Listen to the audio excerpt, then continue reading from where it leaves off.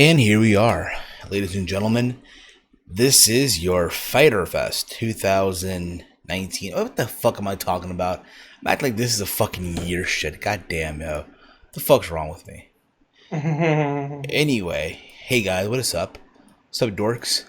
This is your All Elite Wrestling Fyter Fest review, recap. You kind of get the idea. This is also, by the way, another installment of Around the Point. I did say that I was going to do, this weekend, 2 episodes of Around the Point. And I'm going to deliver on that. By the way, tomorrow will be another episode where I will be discussing, believe it or not, I will be discussing, where is it out of here? Here it is. Best in the World from Ring of Honor. Have a lot to say on that one, so make sure you tune in tomorrow when this video drops on another installment of Around the Point. But nonetheless, guys, we are here live on the YouTube channel, youtube.com/HeelSteven. If you're new to the channel, hit that subscribe button down below. Give the video stream a big ol' thumbs up and share this throughout your entire social media platforms. And as always, I am the fat fuck himself. That's right. I am the fat fuck himself. That's right.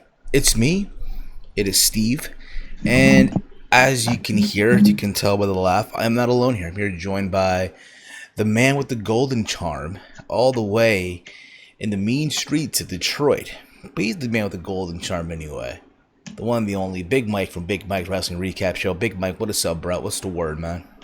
What is going on, man? You know, just ready to review this. Ready to review it, get this out of the way.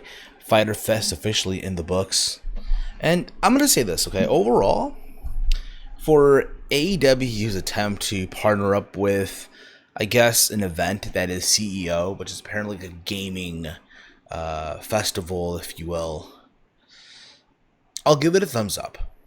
I'll be fair about it. Let me give it a thumbs up. Was this like the best AEW show of all time? No. Was this better than Double or Nothing? Nope. Not at all. This was a show that was okay. To be fair, you can make the argument, oh, this was meh, but for me it was passable for what they did. Mike, what about you, brother? Yeah, I totally agree. Passable, filler, you know, for their wrestling company, for their pay-per-view. Well, it's not really a pay-per-view because it was free. Like a little event, you know. It is what it is. You got what you got, and it was passable. Just hearing it back, we're going to go check back on the audio real quick. I know sometimes, you know, this OBS and Hangout, not Hangout, the fuck, we don't even use Hangouts, goddamn pal, our budget is up, if you will. But yeah, man, again, for some people, they enjoy this. Again, for what it was, that was, like I said, a passable show. That was okay. But we want to hear from you dorks in the comment threads below in the chat, or let us know on the Twitter, at HeelSteven, or at Big Mike's Twitter, which I believe is Big Mike 1995 19. Exactly. I got it right for the first time. Holy shit, dude. I feel accomplished, man. Real time. I can go home now and go to sleep in peace, yo. But nonetheless, guys, I hope you guys are enjoying this. It's early Sunday morning. Goddamn. But that's the thing about it. I thought it was cool as well. It was free on Bleacher Report Live. I thought it was very cool. Now, am I gonna get Bleacher Report? No, I'm not getting it. I signed up. I signed up through my Facebook, basically. And that's how I watched the show. There are people that say, oh, they had issues streaming the show. I mean, honestly, I didn't have a problem at all. To be completely honest with you, I didn't have a problem at all. Me neither. It was smooth. It was smooth, bro. It was a smooth operation, if you will. Yeah, I think the only gripe I have is with their rewind system, which is, you know, some people have, like, you know, go back 30 seconds, go forward 30 seconds, even during live streams. Yeah. You know, you have to scroll it back on the time. Really? You know? Yeah, on the time thing, and then scroll it back. So that's the only thing that they need to change. But other than that, it was a smooth little deal. Smoother deal. Again, guys, if you enjoyed the show, that's fine. If you enjoyed the show, that's fine. There's no problem with that. But what we're going to do in this review, again, talk about what we liked, talked about shit that we didn't like. And it's fair. I feel like it's fair, complete down the middle. We're not going to sugarcoat anything. We're not going to play towards a certain direction. I know there's a lot of podcasters, a lot of YouTubers that are doing their reviews as well that are going to go that route, believe it or not. They're going to go that route. They're going to go, the follow that WWE. Yeah, I went there. I did. You get what I'm saying, though, right? Like, there's people, there's dorks that are like that, bruh. There's dorks that are like, they're like, yeah, follow that follow that Vince. Vince should be, I hope Vince is watching right now. He should be learning a lesson how to do a show. Yeah. And so let's begin with this. So I did watch the buy-in. I don't know why they call it buy-in if the show's free on Bleacher Report Live. Help me up. Help me out on that, seriously. You said, what did you say? So they're calling the show they call the kickoff show buy-in, right? It's the buy-in, but yet it's for free on Bleacher Report Live. What the fuck are you buying in for? What do you want me to buy in on? Yeah, I think they just want to be different, no matter if it's free or not. They want to be different. They don't want to call it a pre-show. It's the buy-in. You buy into what you're watching, and no matter if it's free or not, so you're committed, basically. It's like a commitment thing, so they just want to be different. That's what I'm assuming, so. Yeah, I hear you on that. I thought the kickoff show honestly sucked. Yeah, the kickoff show was not good. I thought it was bad. People want to talk about WWE having a terrible kickoff show. Yeah, this kickoff show I did not understand at all. Don't get me wrong. There's some stuff that I did like about the kickoff show, and honestly, is the opening match on the kickoff show, which is that triple threat tag team match. I don't know if they announced it in the beginning of the thing, but I found out during my review when I was recording at the time that it was for a first round bye for the tag team championships. Yeah, they've been mentioning that. That was their advertisement. That basically the winner of this match will get a buy-in in the first round of a upcoming tag team title tournament they're going to be doing in the fall. I'm assuming this will take place when they're on TV on TNT. So we had a private party of Isaiah Cassidy and God damn, what's the other guy's name? Mark Quinn. I've seen them before at House of Glory here and there. Pretty good tag team. I know for a lot of people they weren't familiar with these two guys, but I felt like coming out of this match, those two were the MVP.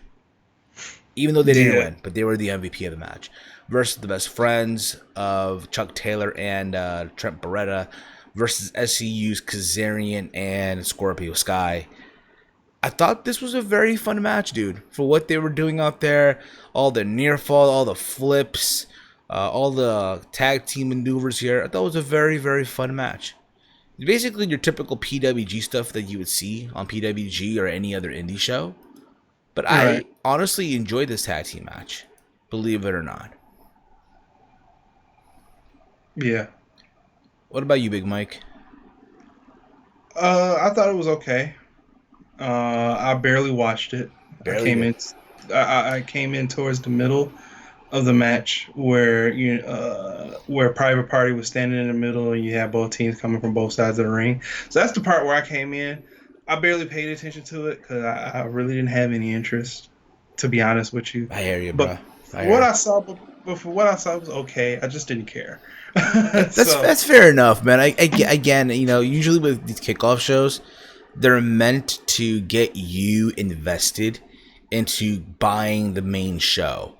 Right. That's the purpose of it, basically. Yeah, and even though I want to see more of Private Party, I don't, and I said this on my review too. I don't want to, watch old stuff to see how they got here. I want them to show me how they got here by showing me what they can do in AEW. You want them to make you care on AEW Right. I programming, want them to basically. make me care. I don't want to look at old stuff. I don't want to be like, oh man, they're real great, and then in AEW is like, but it's not like what they did back then. But Oh, yeah, bro, I hear you, man, and I get what you're saying 100% on that. 100%, I get you on that. But I do think though, as time goes on, I think probably AEW, the Private Party are going to be a name to be that's going to get that's going to be what am I trying to say? They're going to be a name to be reckoned with. I think in that tag team division. You know what I mean? yeah, Like yeah, right, if anything, this match was their coming out party. No pun intended with that party, if you will, but still. right. From what I've looked at, they kind of remind me of Street Profits. Basically, yeah. I guess Mark Quinn will be Angelo Dawkins and Isaiah Cassidy's Montez Ford almost. But yeah, they don't have cups or anything like that. One of them wrestled with sunglasses on during the match. Was okay, fine, if you will. I found out that at high intensity 8, it's gonna be the Young Bucks versus Private Party at House of Glory coming up in August, which I might be going to. So there's that. But overall, again, if there's anything to watch at on the kickoff show on the buy-in, which is free, was available on YouTube and on the freaking Bleach Report Live site, whatever. It's that match. It was honestly that Right. match. It was honestly that Yeah. match. When the match was so basically again, all this was done. It was all said and done. You had the best friends pick up the W. They defeated SCU and Private Party, right? They again, because of it, they get a bye in the first round. And after this, right, the best friends were alone. And a threatening video message from the Dark Order. The Dark Order played on the big screens. And after the video, the lights in the Ocean Center in Daytona Beach, by the way, they went out and they turned back on, and the ring was surrounded by the minions of the Dark Order. And they just stood there. Yeah, the best friend looking like you're like, okay, what the fuck are we gonna do? What the fuck are we gonna do? Okay, you do this, I do this, if you will, for a hot minute, for a hot fucking minute. Which reminded me, if you ever watched the Power Rangers, it reminded me of the Putties, right? The little gray dudes and shit from back in the day. Oh, you talk about those guys that They will come out of nowhere and they'll in the Power Rangers beat the fuck out of them before they fight the yeah, big monster. Yeah, but you're talking about those guys from Double or Nothing who didn't know who they were. yeah, basically, yeah, those guys. Some shit going on outside. Oh damn, I hate when that happens, bro. That's why you won't see me in Detroit anytime soon. God damn it. That's Oh, that's just the neighborhood. It's downtown is okay. But that's around the point, guys. But that's around the point. So there's that, and then the lights went back out. They went back on. There's nobody there, which was Yeah. okay. Whatever. Backstage, the Young Bucks were stressed. They played like this mini documentary skits, if you will, the type of shit you would see on Being the Elite, because they couldn't help themselves. They could not fucking help themselves, and I didn't mind it for what it was. Yes, some of the shit was kind of like whatever. They were stressed out about the show and compared it to to the Fire Festival. Basically, it was revealed that Kenny Omega blew half of the show's budget on getting new gear and made for the Bucks because their luggage was lost. Basically, as a result of the budget cuts, 2 of the 4 bikini-clad women who had been standing on the stage by the entrance tunnel and FEMA tents were replaced by mannequins. So they literally had girls in bikinis just standing there on the fucking entrance ramp and shit. Mike, you okay, bro? Yeah, I'm fine. You moving around like, huh? Yeah, I dropped something though. I've been there, bro. As long as you don't drop the soap, bro. That's all I really. As long as you didn't drop the soap, bro. Well, If you obviously, I'm not in their bathroom, so. you never know, but drop the pencil, drop. You know what I'm saying? So you know, hey, oh shit, oh shit, man. Crazy. I know. So that's basically what happened.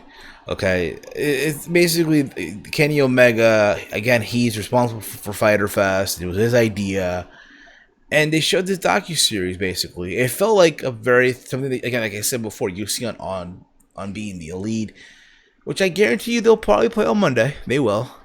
But then we get back to the ring. It's Leva Bates, right, and Peter Avalon. They're the librarians, and they cut competing. They cut competing promos, telling the audience to read, and they shushed the crowd and each other. The segment was ended by the entrance of Allie. I'm sorry, bro. I'm just gonna say this right now. I like and hate the gimmick. It's a mixed bag. I get where people hate it. Oh my god, this is shit. This is terrible. At the same time, it's a mixed feeling where there's moments where I can tolerate it. It's fine. And then there's times where it's like, bro, get this shit out of my television screen. I don't like it at all. Really? Yeah, it doesn't do anything for me. I get that's fair enough. And the fact that it's a man and a girl, or the fact that it's two people, or the fact that they should only be one librarian, or I wish it was no librarian. I think the librarian thing is stupid. Like, why do you need a librarian? What's the whole point of a librarian? I know they did a whole being an elite thing and trying to figure out about a librarian and stuff like that. like, who's the That didn't librarian? make- Who's like, the this- librarian? Who is it? Like, this is stupid. Like, I don't get the purpose of why the librarian is here. I don't care. I think Leva Bates is better as Blue Pants, and I think, yeah, that's fair enough. You know, I get what you're saying with that. I thought overall, though, you know, for what it was, okay, it feels up to me. You know what? Let it be Blue Pants. Peter Avalon, he's not a bad talent at all. He's there whenever he wants to be. But the match with Ali, I'm gonna say this: it was the bleeding shits. This match was the bleeding shits. Both women look sloppy here. And listen, nothing against Ali. Ali had some good matches in Impact Wrestling for what it was worth, but it's like, yeah, both women really weren't connecting at all. There was a moment in the match where Ali's hit the ropes, right? And Peter Avalon like grabbed her leg by trying to like turn the page of his book that he was reading. But yeah, it was that. Okay, but again, this match really was just the fucking bleeding shits. Avalon cheated on Bates' behalf during the match. He threw Bates a book, with which to hit Ali, but Ali intercepted and hit the BSC for the win. Brandy Rose, Ali's opponent at Fight for the Fallen, was shown watching the match. So, I mean, at the same time, I feel like it was done just so Ali can get some momentum going for Fight for the Fallen. But there's just that, okay? But, Mike, what are your thoughts overall? It was shitty. Let's move on. Okay, let's move on. Well, it's about to get more shittier, bro. It's about to get It was not good, man. Well, bro, it's about to get more shitty. I'm gonna tell you that right now. About to get more shitty. You thought this was shitty? It's gonna get more shitty. Yeah. We had I guess it was like a no holds barred match or a no disqualification. It was a hardcore match between Alex Jubilee, who is like the CEO of CEO. All right. I'm sorry, Alex Jabali. That's his name, Alex Jabali. Versus Michael Nakasawa.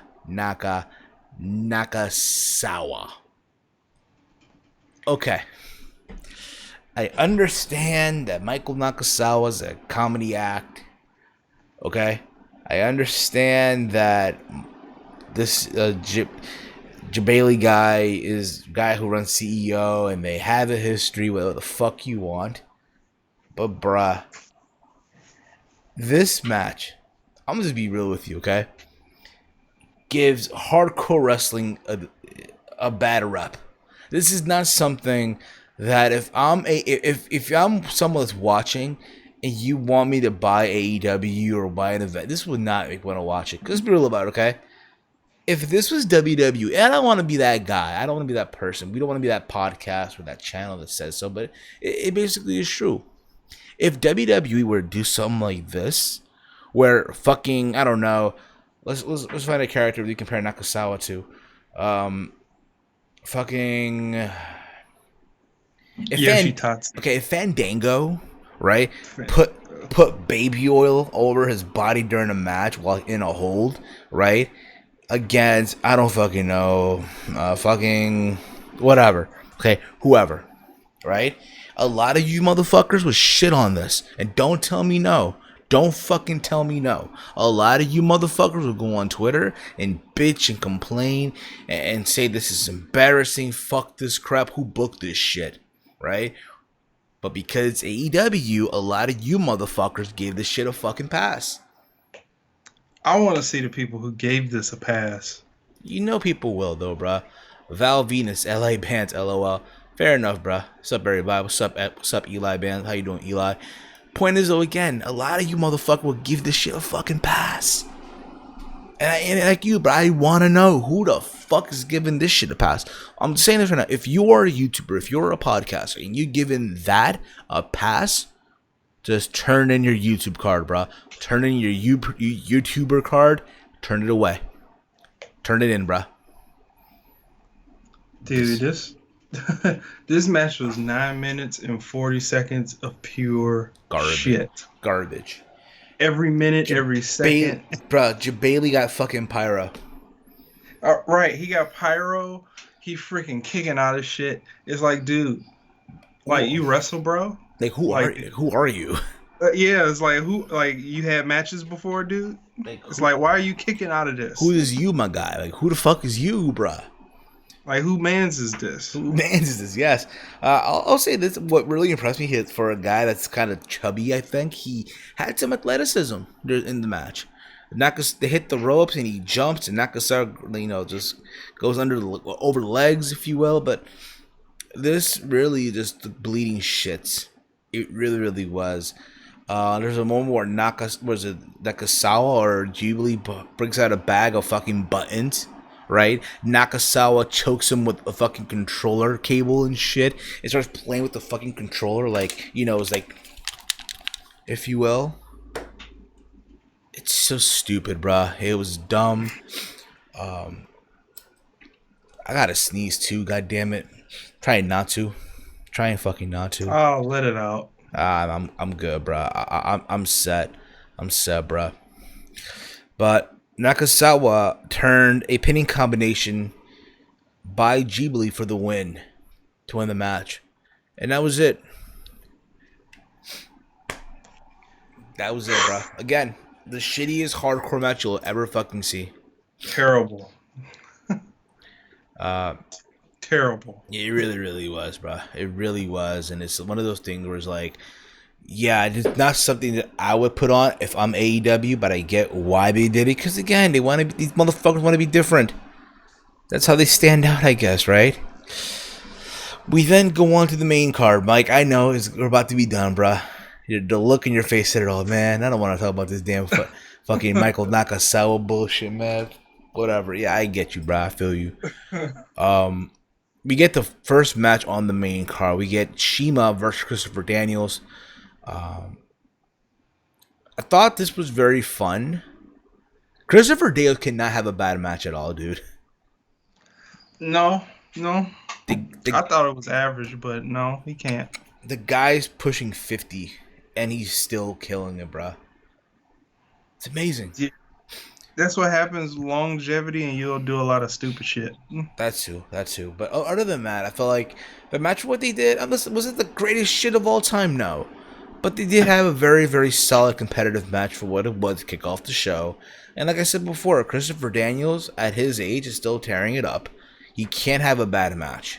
You really can't think of a bad Daniels match. You really can't, to be honest. And Shima, for what it was, held his own too. Shima beat Daniels after pinning him after a diving Meteora.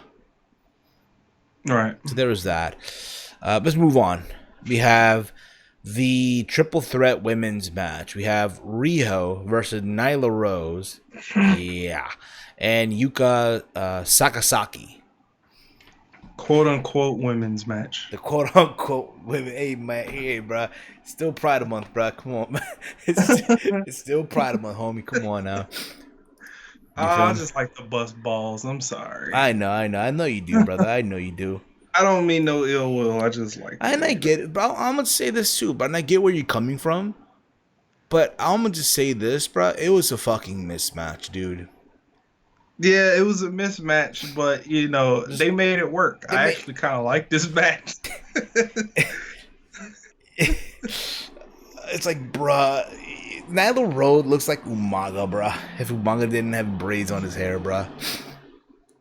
Oh man, once she said that, I was like, oh my god. Yeah, cause, bro, look at her. And again, we're being nice here. We're calling Nyla Rose her, right? We're calling her her. But it's not someone that should be wrestling. I'm just gonna say, bruh, she shouldn't be wrestling women. No, I'm sorry, bruh. Look at the broad shoulders. Look at just the body stature of that. the freaking forearms alone. The forearms is huge, man. Her forearms is so freaking huge. They're bigger than my forearms. Okay, so Dan was born in 1970. So how old? So let's do the my mental math isn't really the brightest. 1970. She No. is... Talk about Daniels, by the way, Christopher Daniels. Oh, Christopher Daniels, 1970. He is like 48, 49. He's pushing 50. Let's be real about it. Yeah, so it's like I'm probably 48. It's like I'm pushing 30 next year, bro. But that's just around the point too. Guys, if you want to interact on Twitter, use the hashtag ATPoint if you'd like to.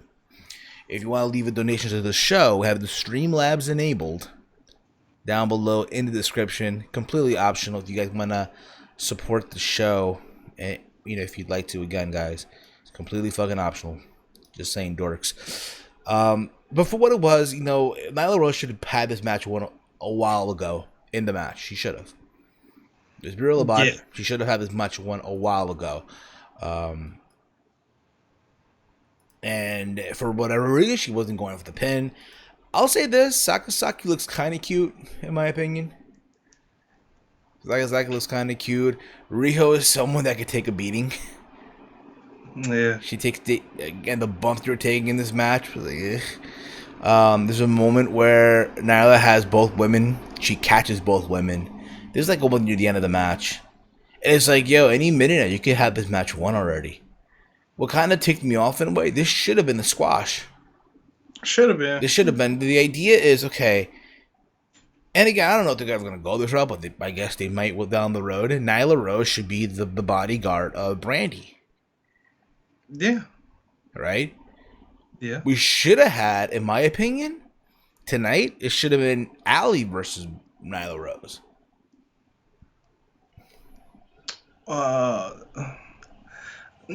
No. Well, if you still had Nyla Rose to lose, then okay. But I think what they did was okay, but the match just didn't turn out well.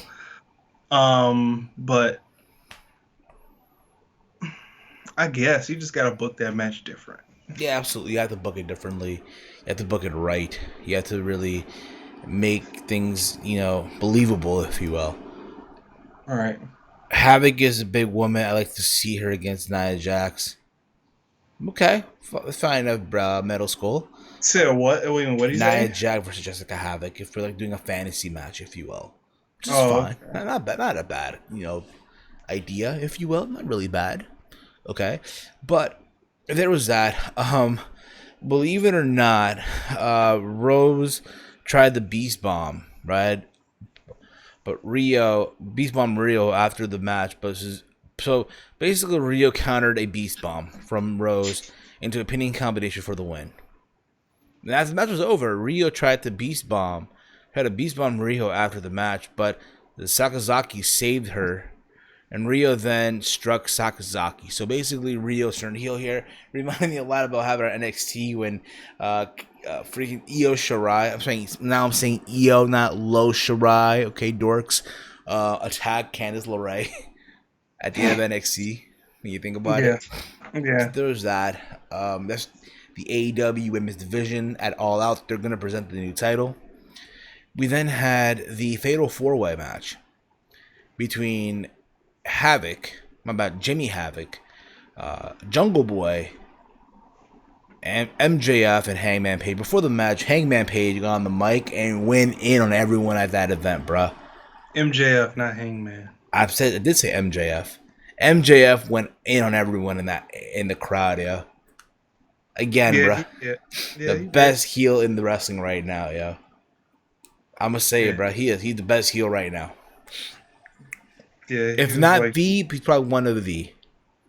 Yeah, he was like your mom swallows. Your mom swallows. I was into video games too, but then I lost my virginity.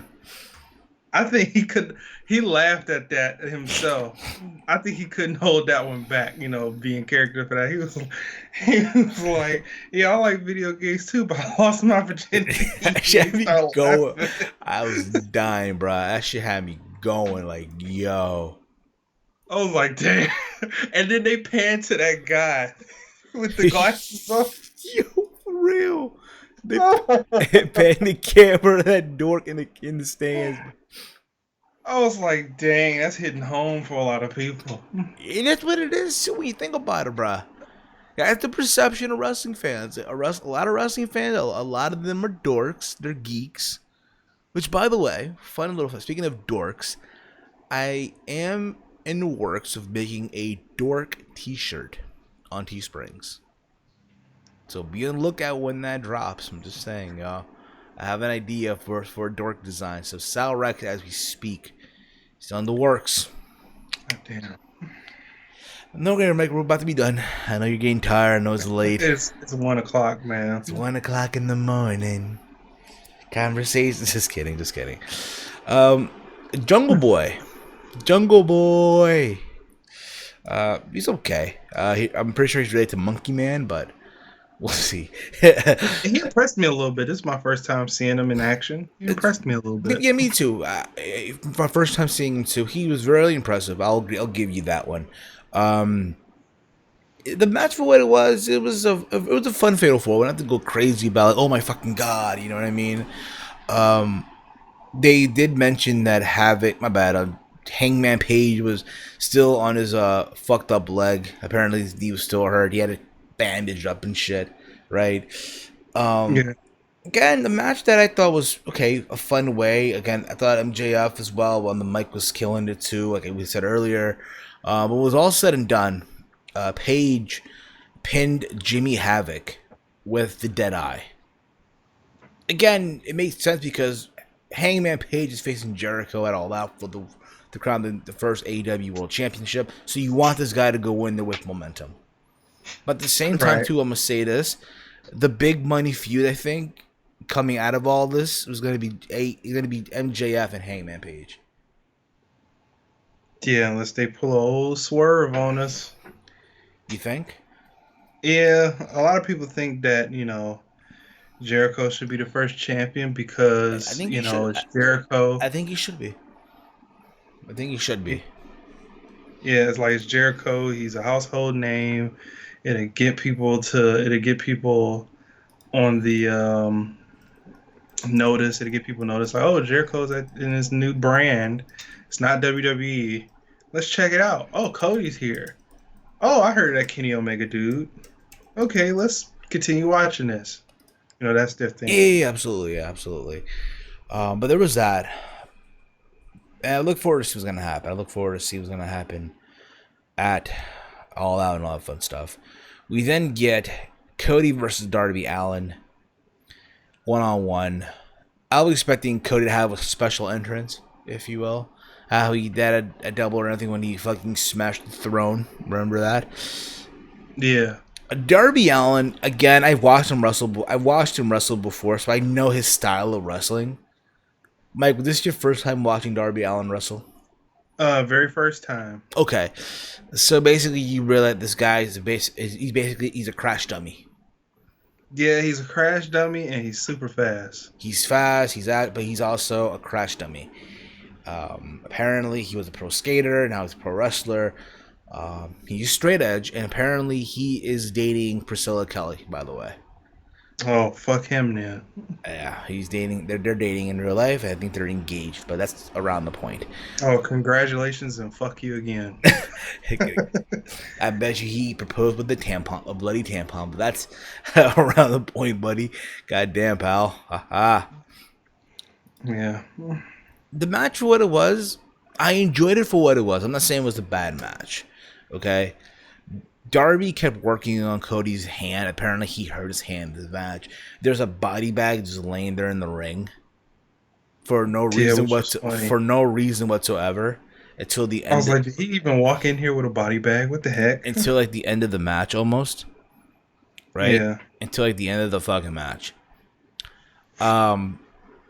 What kind of like irked me in a way, the ending. Like you keep hearing what I thought was cool to see, by the way. And some Justin Roberts kept saying 10 minutes pass by.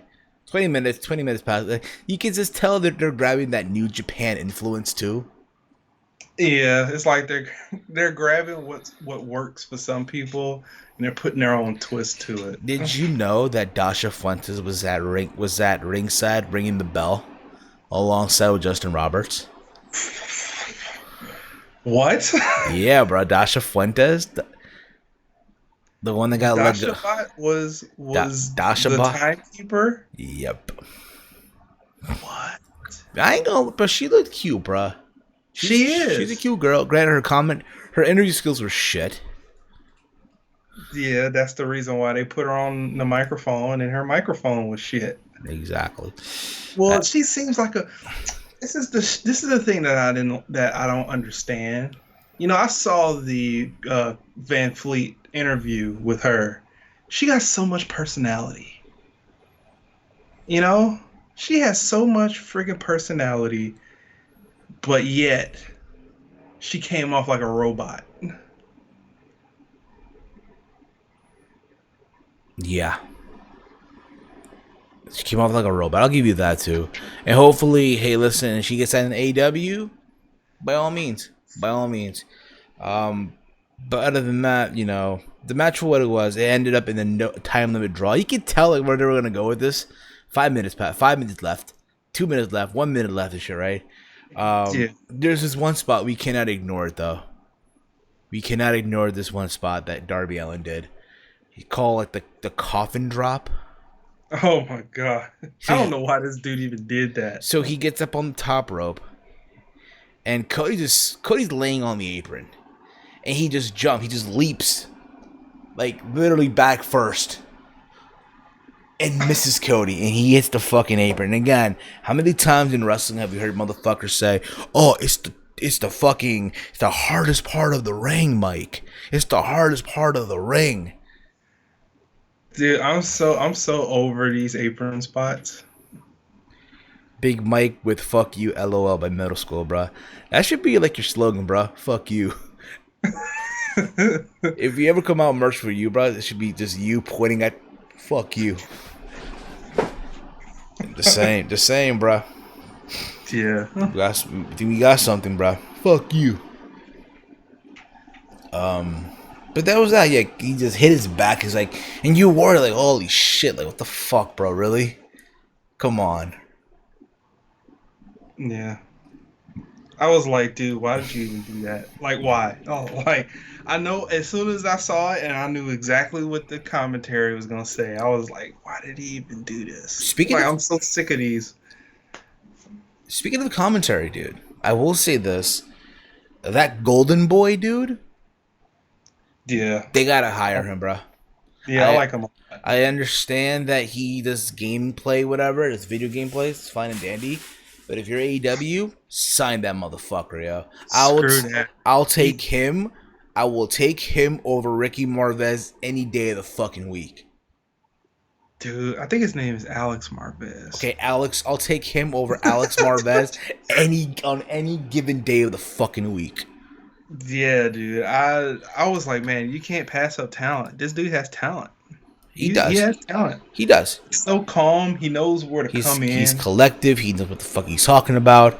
Yeah, and you got freaking Alex Marvez Who's that's quiet? looking out the space, Yeah, eyes wide. I think overall, yeah, Jim.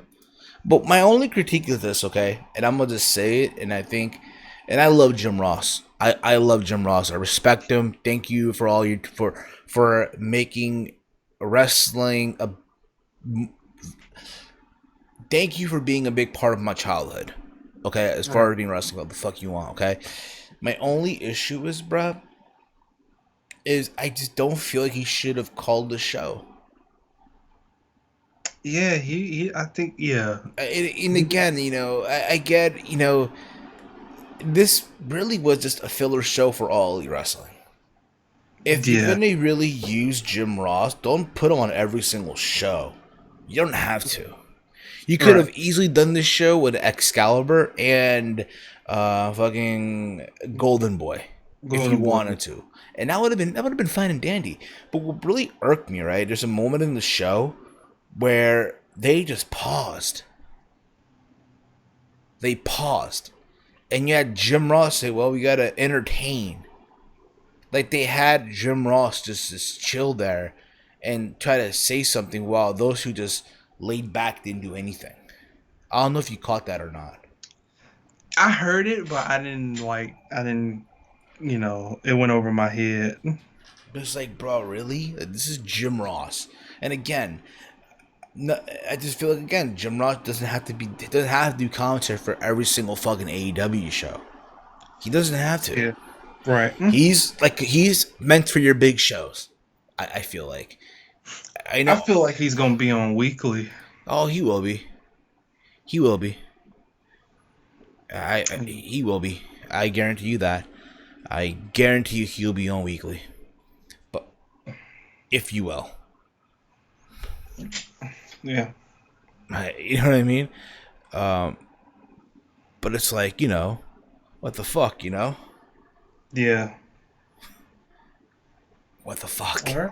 All right. Yeah. Let's move on. No, but we can't. We gotta talk about the big spot that happened during the match too, bro. Yeah. That's what I'm saying. Move on. Let's go. Let's go. I know, bro. It's getting late here. What the fuck, bro? It's even late. I understand. So apparently it goes to a draw, and it looked like you're gonna get 5 more minutes or so. Like you're gonna get more time, and then what do you know?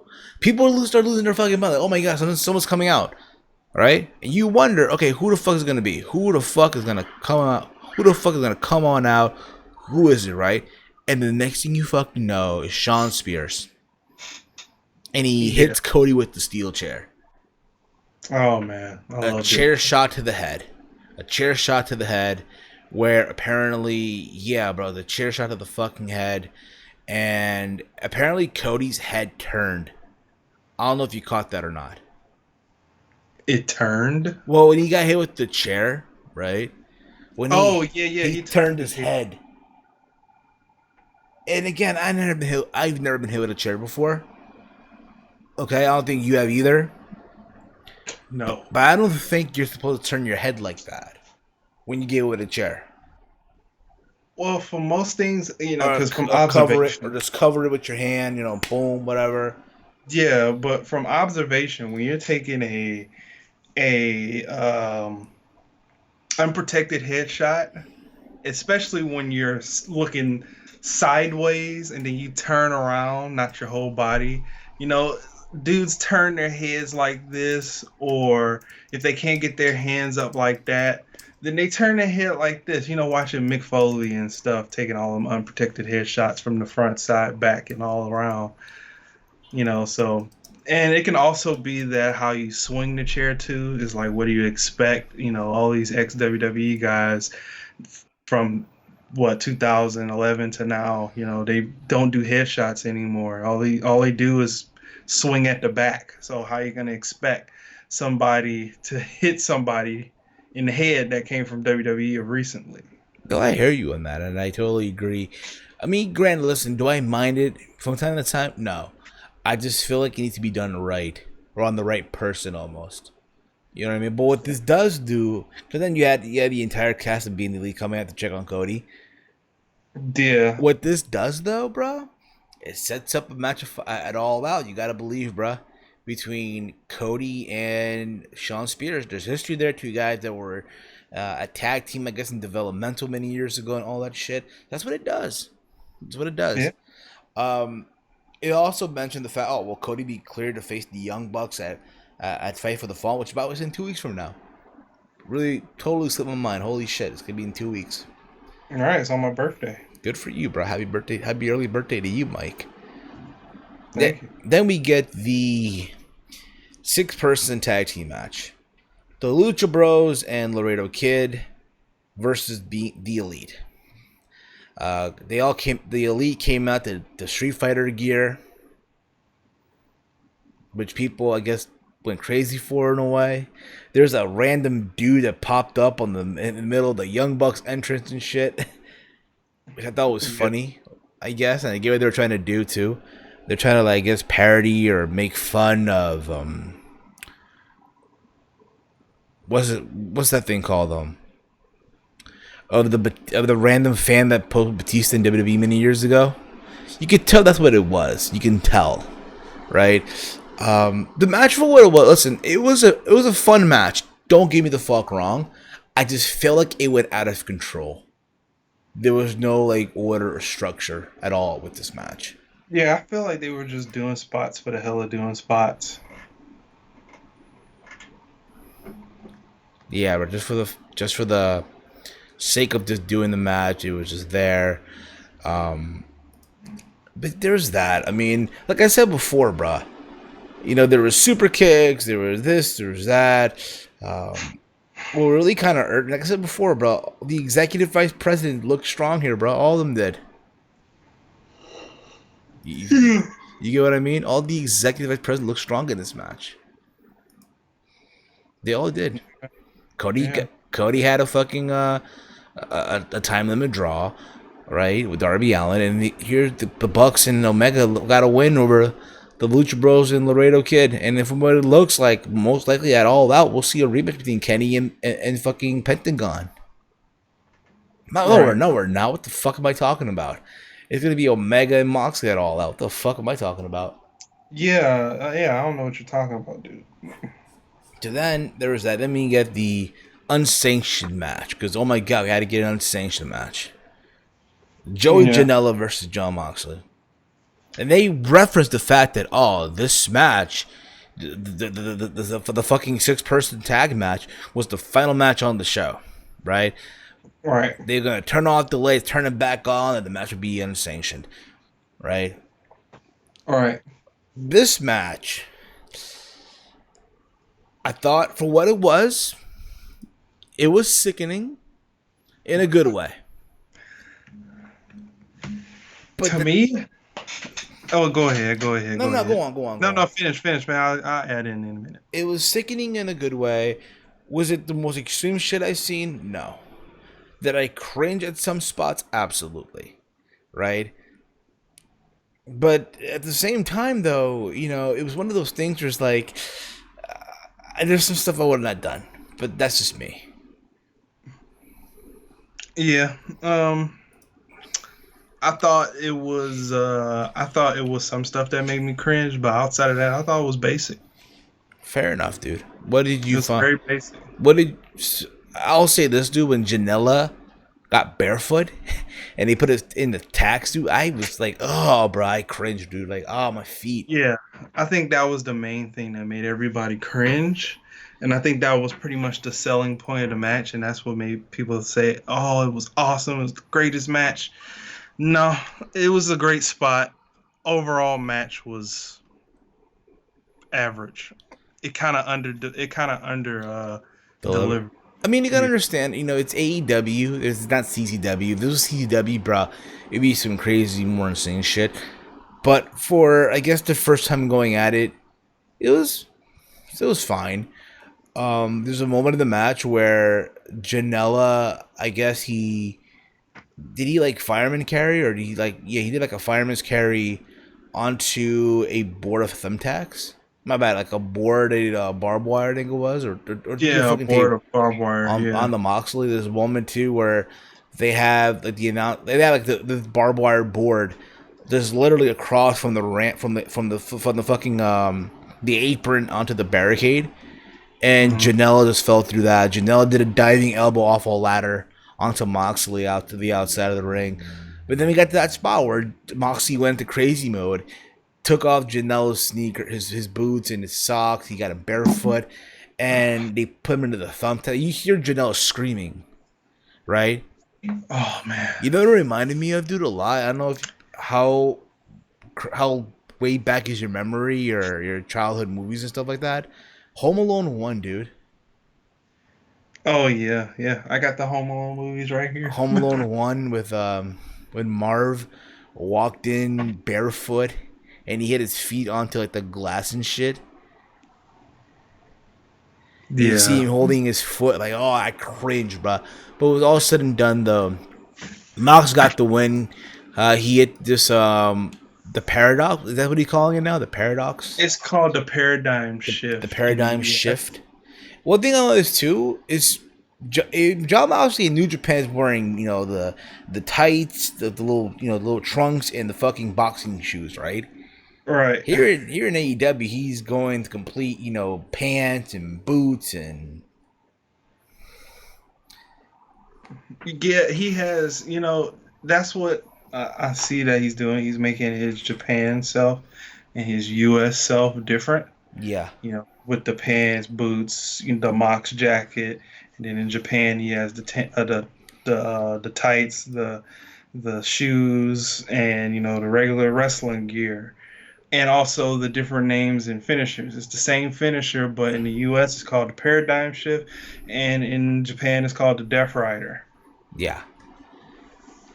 And that was that. And after the match, Kenny Omega comes out and they have a brawl. Him and Moxley. I remember at Double or Nothing, Omega got attacked by Moxley. So this is Omega getting his revenge. And all this is piping up to their match at All Out. And that was Fyter Fest. Yep. Again, not a show that I'll say is the best AEW show. I'll give this a C, to be honest. At the same time, you can say this was kind of meh, if you really want to, if you will. For me, Yeah. I'll say this. I'll give it a C. I'll give it a C for what they did here. But I they, give it. but they need to really sign Golden Boy. Honestly, for a guy who has no experience calling wrestling, sign Golden Boy. Sign him. Yeah, I give it a C plus, and yeah, you need to sign Golden Boy, even though it's a goofy name for a commentator. Sign him. This dude has talent, and I can hear it. I hear you, bro. 100% on that. I hear you 100%. That being said, overall, I look forward to seeing what's going to happen with AEW. Fight for the Fallen is in 2 weeks. Again, the Fight for the Fallen, you're getting Ali versus Brandy Rhodes. You're getting Kenny versus Shima, if you will. They must like Shima. I mean, they're good friends, if you will. So there's that. If you will. So there's that. You're also getting the Bucks and the Rhodes brothers going at it again. But again, I'm looking forward to seeing as we're on the road to All Out. Mike, anything you want to say before we wrap this up, bro? No, I'm tired. I'm drained. You're tired. You're drained. But I'm drained. I was gonna play video games. I'm gonna call it a night. I hear it, bro. I'm gonna do the same thing because tomorrow I have to set up for Around the Point Part 2, if you will, the second installment. As tomorrow I will be recapping Ring of Honor's Best in the World. I have a lot to say about that show. I really, really do. I hope you guys tune in for that too when it does drop. So there's that. And again, guys, I'm giving you guys 2 episodes of Around the Point on a weekend. I'm in a very giving mood, if you will. Keep this in mind. that will not be live. It's going to be a recorded episode. Usually with Around the Point, it's not a live show. The reason why this was live because it was Fyter Fest, and I didn't feel like doing this alone. So there you go with that. I want to thank Mike for tuning in here. I know you're tired, dude. I'm going to let you crash momentarily. Yeah. If you are new to the channel, hit that subscribe button down below. Give the video a big old thumbs up. Give the stream a big old thumbs up and all that fun stuff. And yeah, guys, thank you guys as always. You can follow me on Twitter at HeelSteven. Big Mike, let them know where can they check you out, bro. Yeah, you can find me on Twitter at Big Mike 199519 and on YouTube at Big Mike's Wrestling Recap Show. Corey Hour, Takeover will be better than tonight. Maybe so. Maybe so. Maybe so. That being said, guys, I'm Steve. He's Mike. Episode 300 was last night. We hope you enjoyed that too. Give it a listen, get a chance. And with that being said, y'all, we are out like Janice Titties, y'all. Peace out, dorks.